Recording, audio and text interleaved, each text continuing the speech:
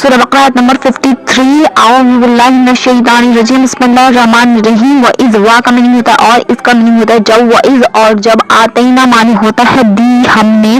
मूसा अलैहिस्सलाम उस वक्त के बनी इसराइल के पैगंबर थे। अल किताब मानी होता है किताब यानी तौरात। वल फुरकान मानी होता है और, फुरकान का मीनिंग होता है हक और बातिल में फैसला करने वाली, अच्छाई और बुराई में फैसला करने वाली। लअल्लकुम ताकि तुम तहतदून मानी होता है हिदायत पकड़ो या हिदायत पाओ। और याद करो वो वक्त जब हमने मूसा अलैहिस्सलाम को किताब दी यानी शरिया दी, और फुरकान या हक और बातिल में फैसला करने वाली किताब दी, हक और बातिल में फैसला करने वाली यानी कई मौजज़ात दिए। बहुत सारे मुफस्सिरीन कई मायनों में इसका फुरकान का मतलब निकालते हैं, लेकिन आप यही इसका अंदाजा लगा सकते हैं कि बहुत सारे मौजज़ा दिए।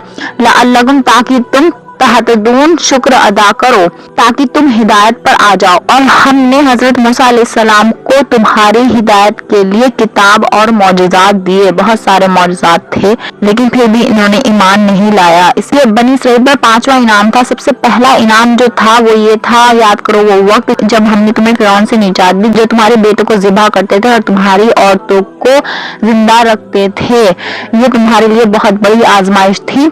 दूसरा इनाम था, और याद करो वो वक्त जब हमने तुम्हारे लिए समुद्र को फाड़ दिया और आले फिरौन से निजात दी और तुम देख रहे थे। तीसरा इनाम ये था, याद करो वो वक्त जब हमने मूसा अलैहिस्सलाम से 40 रातों का वादा लिया था और तुमने बछड़े की पूजा शुरू कर दी थी और तुम जालिम थे। चौथा इनाम ये था, फिर भी हमने तुम्हें माफ किया ताकि तुम शुक्र अदा करो। और 5वां इनाम था, और याद करो वो वक्त जब हमने तुम्हें किताब दी थी और फुरकान दिए थे, मौजज़ात दिए थे और शरिया फैसले दिए थे ताकि तुम हिदायत पर आ जाओ।